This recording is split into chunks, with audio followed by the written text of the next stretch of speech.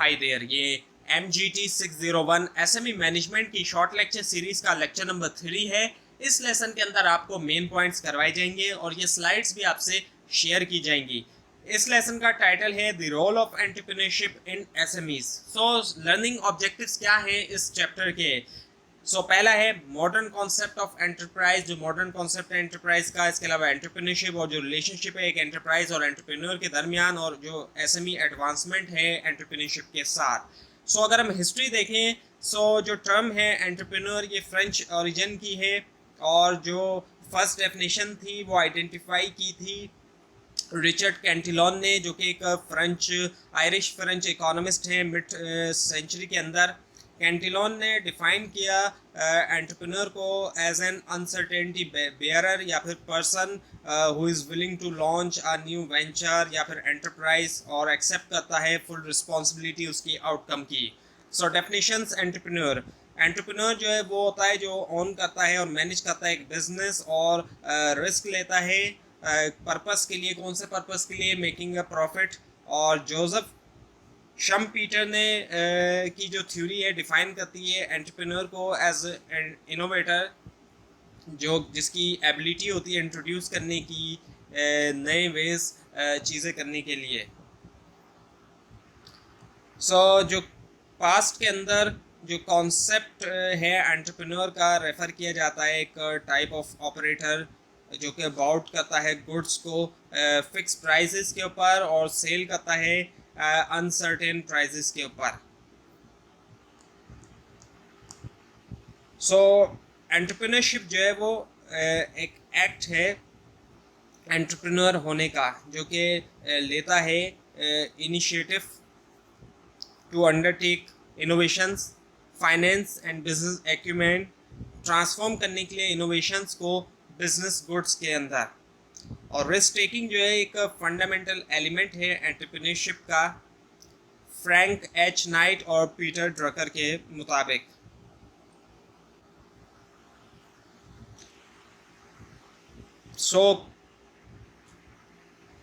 कोली ने 1959 में डिफाइन किया एंटरप्रेन्योरशिप को as a purposeful activity by an individual या ग्रुप, जो है एसोसिएटेड इंडिविजुअल्स का, जो इनिशिएट करते हैं या ऑर्गेनाइज करते हैं एक बिजनेस यूनिट, जो है प्रोडक्शन के लिए या डिस्ट्रीब्यूशन के लिए इकोनॉमिक गुड्स की या सर्विस की प्रॉफिट ओरिएंटेड मोटिव के साथ।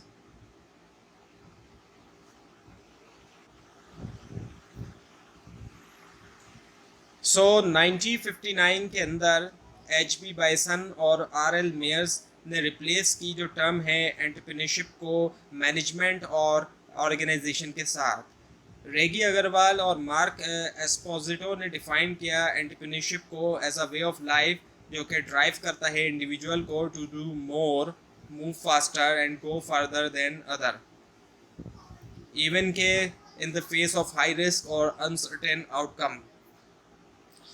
एंटरप्रेन्योरशिप रोल, एंटरप्रेन्योरशिप ने जो है वो प्ले किया एक सिग्निफिकेंट रोल डेवलपमेंट में स्मॉल और मीडियम साइज इंडस्ट्रीज़ में, by driving new innovations, taking risk और एग्जिबिटिंग लीडरशिप क्वालिटीज़। और मोर देन 70% न्यू इनोवेशन और कॉम्बिनेशन ऑफ स्किल, जैसे कि माइक्रोसॉफ्ट, याहू, लिनक्स, जो है वो रिजल्ट है एंटरप्रेन्योरियल एफर्ट्स का। उसके बाद फिर करेक्टरिस्टिक्स ऑफ एंटरप्रेन्योर्स। शम्पीटर ने डिफाइन किया है एंटरप्रेन्योरशिप को as a process of innovation, जहाँ पर एंटरप्रेन्योर जो है वो इंट्रोड्यूस करता है न्यू टेक्नोलॉजीज, इंक्रीज होना एफिशिएंसी और प्रोडक्टिविटी, क्रिएट करना न्यू प्रोडक्ट्स या सर्विसेज।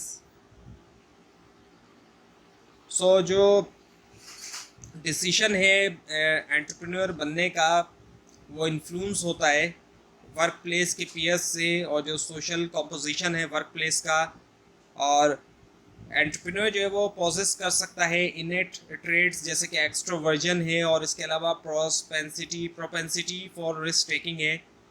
और एडिशनली एंटरप्रेन्योर जो है वो करेक्टरिस्टिकली तौर पे इनोवेट और इंट्रोड्यूस करता है वो न्यू टेक्नोलॉजी और इंक्रीज होना एफिशिएंसी का, प्रोडक्टिविटी का, और जनरेट करता है न्यू प्रोडक्ट या सर्विस अकॉर्डिंग टू शम्पीटर के मुताबिक।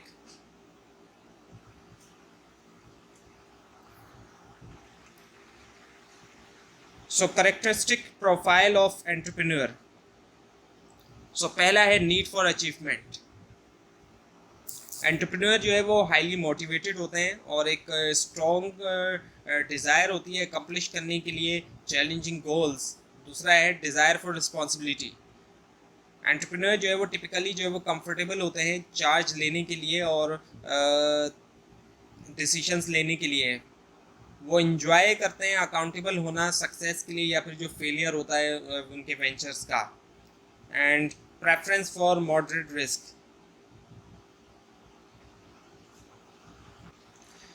एंटरप्रेन्योर को अक्सर जो है वो परसीव किया जाता है एज अ रिस्क टेकर के तौर पे। टिपिकली तौर पे एंटरप्रेन्योर प्रेफर करते हैं कैलकुलेटेड रिस्क को लेना, ना कि रेकलेस वन। सो ये कैलकुलेटेड रिस्क को प्रेफर करते हैं। और उसके बाद है फिर perception for the probability of success. So successful entrepreneur जो होते हैं tend to have realistic understanding. Likelihood जो है सक्सेस की उनके वेंचर के लिए, and they are able to adjust कर सकते हैं वो अपने plan accordingly. So future oriented entrepreneurs का लॉन्ग टर्म विजन होता है और फोकस होता है फ्यूचर गोल्स के ऊपर। और उसके बाद है स्टिमुलेटेड बाय फीडबैक। सो ये मोटिवेट होते हैं फीडबैक से और रिस्पॉन्ड करते हैं पॉजिटिवली क्रिटिसिज्म को। और उसके बाद है एनर्जेटिक एक्टिविटी। एंटरप्रेन्योर्स जो है वो हाईली एनर्जेटिक होते हैं, प्रोएक्टिव होते हैं एक्शन लेने में गोल्स की तरफ। और उसके बाद है स्किल इन ऑर्गेनाइजिंग। ये रखते हैं एक्सीलेंट ऑर्गेनाइजेशनल स्किल और मैनेज कर सकते हैं रिसोर्सेज को इफेक्टिवली। और उसके बाद है attitude towards money. So entrepreneur जो है वो पैसे को देखते हैं as a means to an end, and ये willing to take financial risk, लेना चाहते हैं ये फाइनेंशियल रिस्क ताकि परस्यू करें अपने गोल्स को। सो उसके बाद है qualities of an entrepreneur. So entrepreneur को पोजेस करना चाहिए लीडरशिप क्वालिटीज़ और वो डेमोन्स्ट्रेट कर सकें मैनेजमेंट स्किल्स, और इनको इतना काबिल होना चाहिए कि ये बिल्ड कर सकें स्ट्रॉन्ग टीम्स और सिलेक्ट करें कैपेबल मैनेजरियल स्टाफ, ऐसा स्टाफ जो काबिल स्टाफ हो। सो ये जो है कंसिडर की जाती है एसेंशियल क्वालिटीज़ जो है वो सक्सेसफुल एंटरप्रेन्योर्स के लिए, स्कॉलर रॉबर्ट बी रेच के मुताबिक।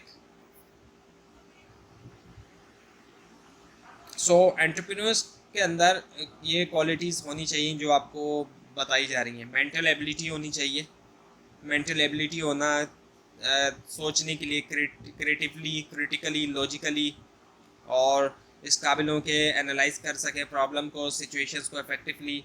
और ह्यूमन रिलेशन एबिलिटी यानी कि बिल्ड कर सके और मेंटेन कर सके पॉजिटिव रिलेशनशिप एम्प्लॉयज़ के साथ, कस्टमर वगैरह के साथ। और कम्युनिकेशन एबिलिटी यानी कि इफेक्टिव कम्युनिकेट कर सकें। और कम्युनिकेट से मुराद सिर्फ यही नहीं है कि बोल सकें, बल्कि रिटन कम्युनिकेशन भी उनकी इफेक्टिव होनी चाहिए ताकि वो कॉन्सेप्ट्स को और आइडियाज़ वगैरह को अच्छी तरह से कम्युनिकेट कर सकें। और उसके बाद है फिर टेक्निकल नॉलेज, यानी कि उनकी एक अच्छी नॉलेज होनी चाहिए जो टेक्निकल एस्पेक्ट्स हैं बिजनेस के, जैसे कि प्रोडक्शन प्रोसेस है, मटेरियल है और इक्विपमेंट है। डिसीजन मेकिंग एबिलिटी यानी कि इतने काबिल हो के साउंड डिसीजन कर सकें जो कि अवेलेबल इंफॉर्मेशन के ऊपर बेस करता हो। और कॉन्सेप्चुअल एबिलिटी यानी कि सोच सकें, ये इतने काबिल हो के सोच सकें एब्स्ट्रैक्टिकली और अंडरस्टैंड कर सकें जो बिग पिक्चर है उसको, एनविजन कर सकें जो फ्यूचर है बिजनेस का, और आइडेंटिफाई कर सकें new opportunities. So SME advancement with entrepreneurship.